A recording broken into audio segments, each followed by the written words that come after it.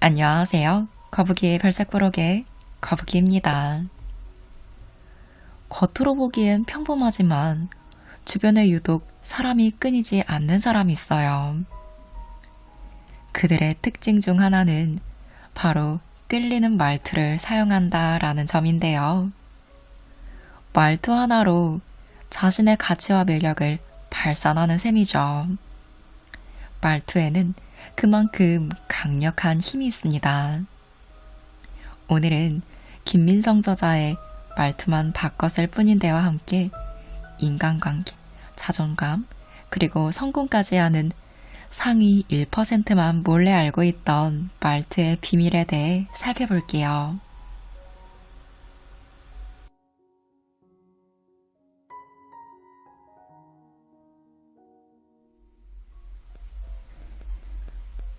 직접적으로 조언하지 말고 간접적으로 질문하세요. 최근 직장이나 집단에서 꼰대라고 불리며 비호감으로 분류되는 사람들이 있어요. 바로 나 때는 말이야 라며 일명 라떼형으로 이야기하는 부류입니다. 그런데 이보다 더 나쁜 평가를 받는 행동이 있어요. 다름 아닌 조언질입니다. 그들은 대체로 이렇게 말해요. 신입사원이라면 최소한 1시간 전에 출근하는 게 좋아. 김사원, 여자친구한테 그런 식으로 하면 안 돼. 휴가는 동남아보다는 일본으로 가는 게 효과적일 거야.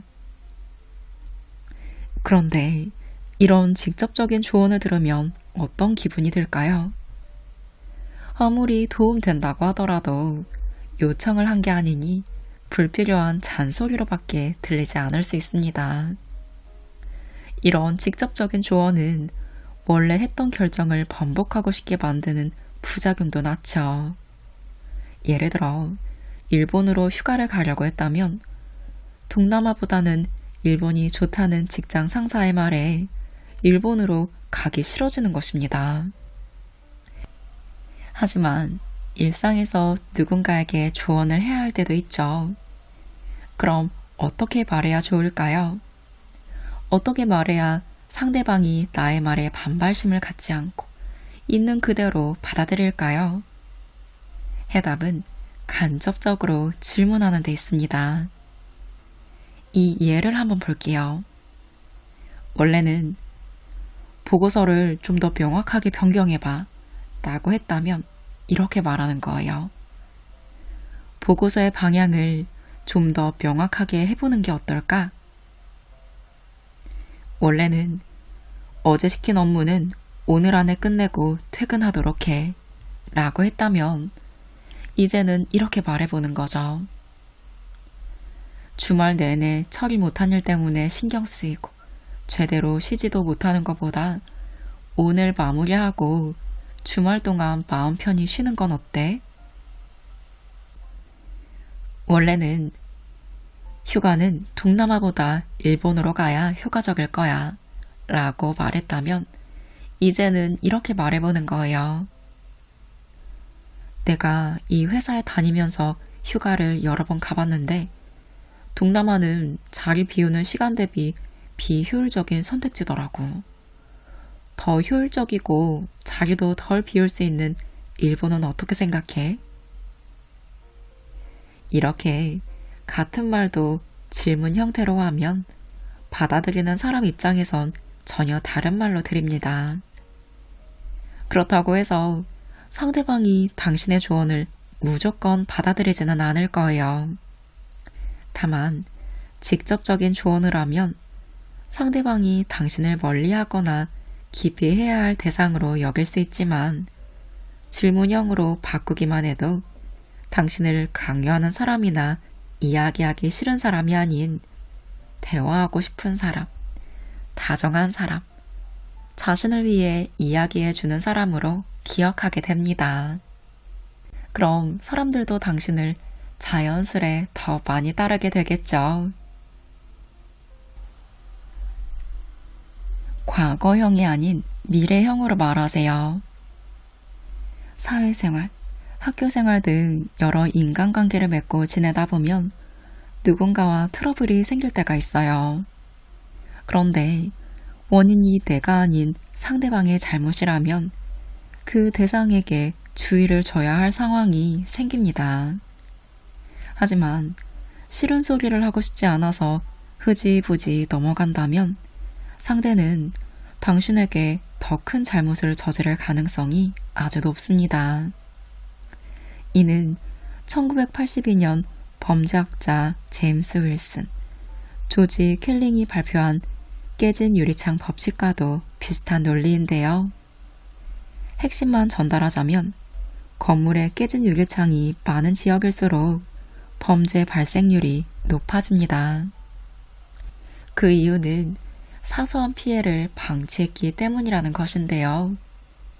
그 자체가 당신 마음대로 해도 좋다 라는 메시지를 의미하므로 이러한 관점에서 나를 무시하거나 선을 넘는 행동을 하는 사람에게 단호하게 싫다 라는 표현을 해야 합니다. 그래야 관계에 있어서 더 큰 상처를 입지 않을 수 있으니까요. 그렇다고 매번 주변 사람들의 실수를 일일이 지적하다 보면 어느 순간 나는 항상 화내는 사람, 잔소리하는 사람처럼 부정적인 평판을 듣고 있을 게 뻔합니다. 그렇다면 어떻게 대응하면 좋을까요? 해답은 바로 상대방의 실수나 잘못을 과거형이 아닌 미래형으로 말하는 거예요. 예를 들어 친구가 약속 시간에 늦었다고 해볼게요. 과거형으로 말할 땐 이렇게 말할 수 있어요. 내가 저번에도 늦지 말라고 했지. 너 때문에 항상 나만 기다리잖아. 그런데 미래형으로 이렇게 말해보는 거예요. 다음부턴 늦지 않았으면 좋겠어. 네가 정시에 오면 난 훨씬 더 행복할 것 같아. 후배가 업무를 서툴게 처리했을 때도 이렇게 말할 수 있겠죠. 과거형으로는 너 이게 대체 몇 번째야? 분명 이렇게 하지 말라고 했지? 그런데 이걸 미래형으로 말해보는 거예요. 다음에 이렇게 하면 실수가 훨씬 줄어들 거야. 네가 이걸 꼼꼼하게 봐줘야 나도 일하는 게 쉬워져. 어떤가요? 과거형과 미래형의 느낌이 확연히 다르다는 사실을 알 수 있습니다. 또 어느 쪽이 더 듣기 좋은지 굳이 말하지 않아도 답은 정해져 있죠. 솔직히 이 글을 쓰고 있는 필자조차도 다른 사람에게 싫은 소리 하기가 쉽지 않습니다. 그래도 계속 마주쳐야 한다거나 함께 일해야 하는 사이라면 거듭되는 불편함을 지켜보고 있을 수만은 없어요. 그러니 간단하게 과거형을 미래형으로 바꿔서 이야기해보세요. 나의 평판도 상대방의 태도도 모두 좋아지는 경험을 하게 되실 거예요. 그러실 거라 믿습니다. 이 말 한마디면 됩니다. 당신이 옳아요. 우리 주변에는 본인 말만 맞다고 우기는 사람들이 있어요. 심지어 틀린 정보를 들이밀며 나를 나쁜 사람으로 만들기도 하죠. 이렇게 막무가내인 이들을 어떻게 대처하면 좋을까요? 물론 똥이 더러워서 피하지 무서워서 피하나 라는 말도 있듯이 회피하는 것도 하나의 방법이 될 수 있지만 회사 상사 또는 동료처럼 매일 마주쳐야 하거나 그 외에도 자주 봐야 하는 사이라면 다른 대책이 필요합니다. 이런 경우에 굉장히 효과적인 한마디가 있어요. 바로 당신이 옳습니다 입니다. 상대방이 옳지 않아도 상관없어요. 왜냐하면 실제로 억지를 부리고 있다는 사실을 가장 잘 아는 건 본인일 테니까요. 당장에는 인지하지 못하더라도 시간이 지나서 깨닫게 됩니다. 만일 끝까지 모른다면 지능적으로 문제가 있을 확률이 높죠. 아무튼 억지를 부리는 상황에 스스로 억지를 부리고 있음을 알든 모르든 그런 그에게 정답을 말해준다 하더라도 대화를 이어가기란 쉽지 않습니다. 오히려 시도하면 시도할수록 하지 않아도 될 말을 하게 되어 실수를 하게 되거나 상대방을 더 극단적으로 만들 뿐이죠. 대신에 당신이 옳다 라며 상대를 안아주면 더는 실랑이 하지 않아도 됩니다. 비슷한 예로 투정을 부리는 아이가 있다고 해보죠. 아이에게는 아무리 논리적으로 설명해도 이해시키기 어렵습니다. 그보단 그래, 네 말이 맞아 라며 안아주면 이내 화가 사그라지는 걸 볼 수 있을 거예요. 다시 말해, 억지 부리는 사람을 자극하지 말고 진정부터 시키자는 의미입니다. 더욱이 당신이 옳다 라는 말에는 당신의 지능이 나보다 높다 라는 뜻도 담겨 있어서 당장이라도 폭발할 것처럼 열을 내던 사람도 이 말을 듣게 되면 흥분을 가라앉히고 대화할 준비를 하는 모습을 보여주기도 합니다. 그런데 이때 주의해야 할 사항이 있어요. 상대방에게 옳다고 말했다고 해서 끝까지 상대방 중심으로 이야기해서는 안 된다는 점입니다. 이렇게 존중은 하되 문제가 된 부분에서는 단호한 태도로 접근하셔야 해요. 이렇게 말하는 거예요. 당신이 옳아요. 저였어도 화가 많이 날 것 같아요. 하지만 계속 화만 낸다면 문제를 해결해드리기 어려운 것도 사실입니다. 제가 도와드릴게요. 솔직히 우리나라 사람들은 당신이 옳다 라는 말을 하기를 상당히 힘들어하는 듯해요. 예상컨대 초중 고등학교 학창시절부터 대학, 취업까지 상대평가로 경쟁하는 구조에서 성장해온 영향이 아닐까 싶습니다. 상대방이 옳다고 하면 내가 손해를 보는 느낌이 드는 거예요. 하지만 상대방에게 나에 대한 호감을 갖게 하고 내가 원하는 결과를 얻는 자가 진정한 승자라고 할 수 있습니다. 그러니 당신이 옳다 라는 말 한마디로 부드러운 분위기부터 만들어 놓고 문제를 풀어나가 보세요. 당연히 지금까지 이 화법을 사용하지 않았다고 해도 당신의 말과 행동은 모두 옳았습니다. 그런 당신이 이 화법으로 더욱더 매력적이고 능력 있는 사람이 되셨으면 합니다. 실제로 인간관계 그리고 대화를 힘들어하는 분들과 상담을 하다 보면 나와 의견이 맞지 않음에 문제가 생기고 부딪히는 경우를 많이 봐요. 나와 의견이 맞지 않더라도 처음에 일단 공감하는 척이라도 하면 상대의 반감이 사라지면서 관계가 훨씬 부드럽게 흘러갈 수 있어요. 그 사람이 옳든 옳지 않든 일단 옳다고 해주는 거예요. 그리고 나서 나만의 의견을 내세요. 사람들이 나를 다르게 볼 거예요.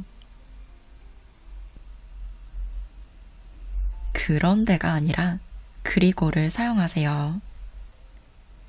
사람들은 이따금 자기 자신도 모르게 본인 가치를 떨어뜨리는 동시에 상대방의 기분을 나쁘게 만드는 낱말을 사용하곤 합니다. 그중 하나가 그런데인데요. 여기까지 듣고 놀란 분들이 꽤 많으리라 예상됩니다. 일상에서 꽤 자주 쓰는 단어가 왜? 라는 의문이 들 테니까요.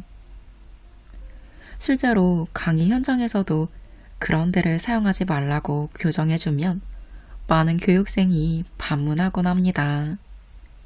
하지만 그런 데는 상대방의 의견을 무시하는 뜻이 담겨 있어요. 예를 들어, 데이트를 할 때 당신은 돈가스를 먹자고 했고, 연인은 영화를 보자고 했다고 해볼게요.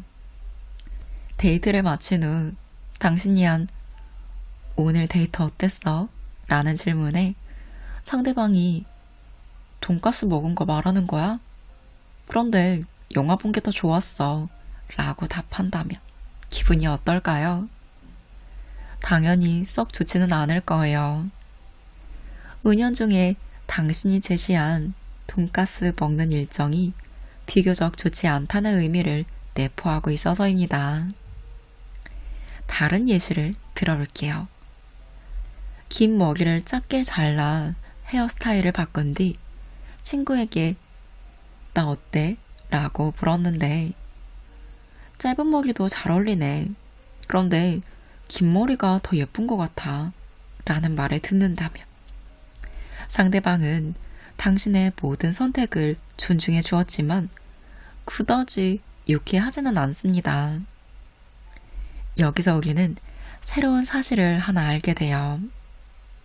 일상에서 예상보다 더 많이 그런 데를 남발하며 그로써 상대방에게 호감을 잃어가고 있음을요. 그렇다면 그런 데를 무엇으로 바꾸면 좋을까요? 그리고로 바꿔보길 권합니다. 분명 당신을 주변 사람들에게 좋은 사람으로 기억되게 해줄 거예요. 그럼 위에서 언급했던 그 문장을 다시 연습해 볼게요. 이전에는 이렇게 말했어요. 돈가스 먹은 거, 그런데 영화 본 게 더 좋았어. 라고 했다면 후에는 이렇게 말하는 거예요. 돈가스 먹은 거 너무 좋았고 영화 본 것도 너무너무 행복했어. 전에는 이렇게 말했어요. 짧은 머리도 잘 어울리네. 그런데 긴 머리가 더 예쁜 것 같아.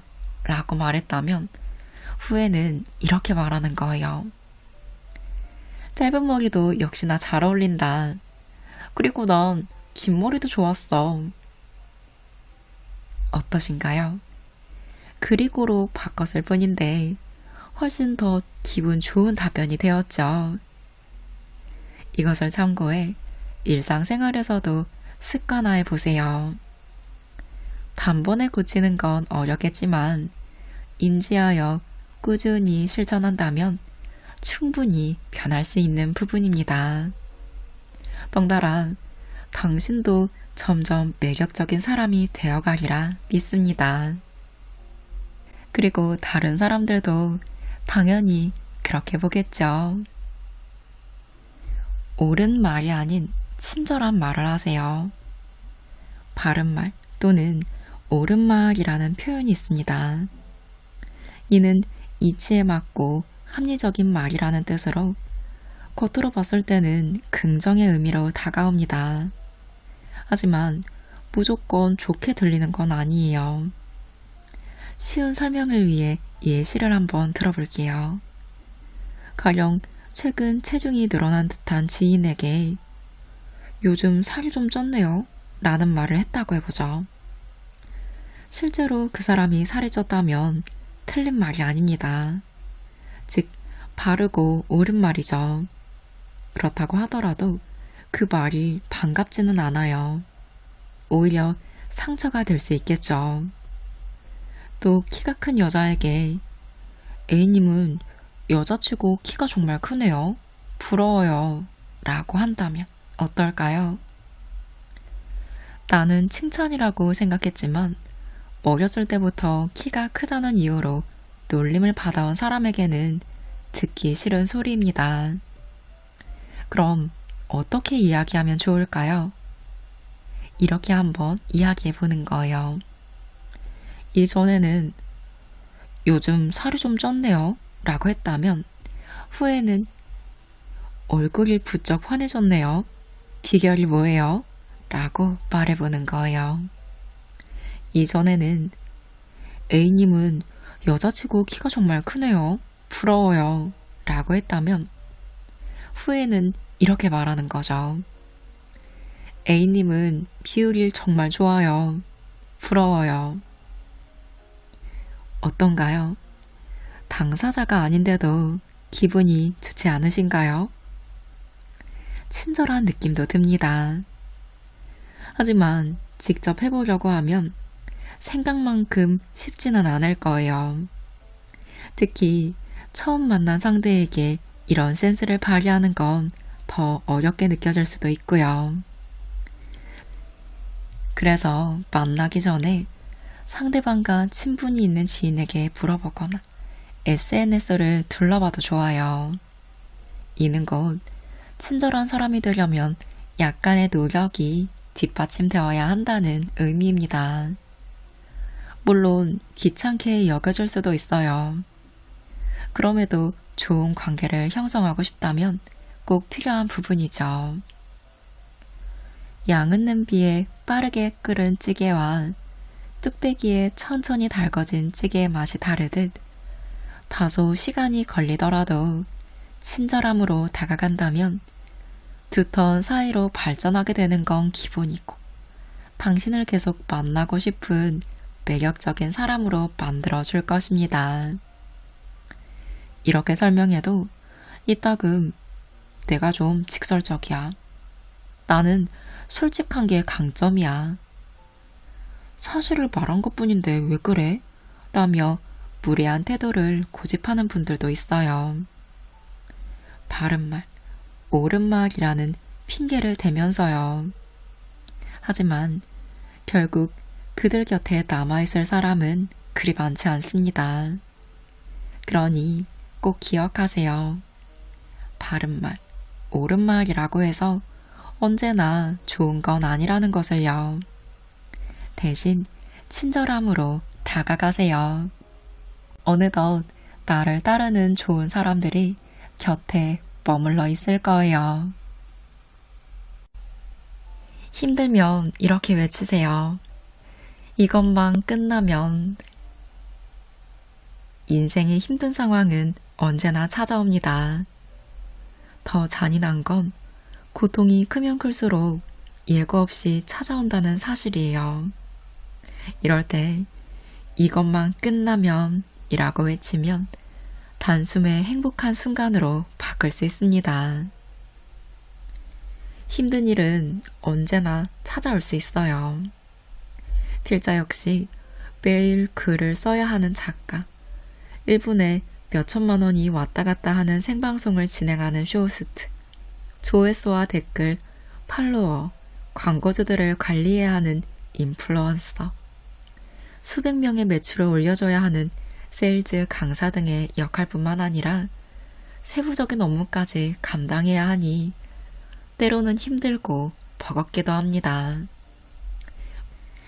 물론 매일 그렇다는 건 아니니 오해는 하지 않길 바래요. 그런데 대체로 괴로운 일이 앞을 가로막고 있으면 이렇게 말합니다. 정말 내일이 안 왔으면 좋겠어. 내일 진짜 출근하기 싫다. 그 사람 얼굴도 보기 싫어. 경험해봐서 알겠지만 이런 식의 말은 그 무엇도 바꿔놓지 못합니다.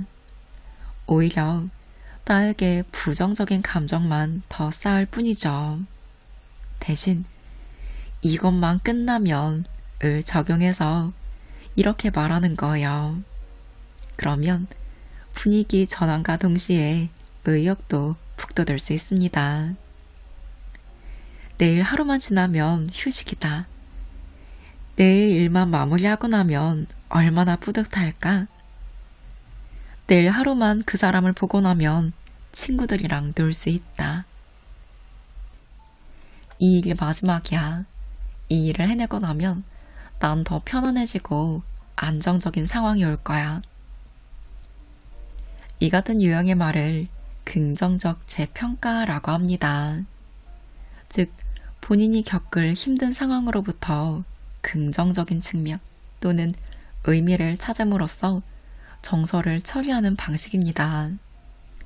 쉽게 말해 어려운 과제나 장애물 앞에서 이것만 끝나면 쉰다.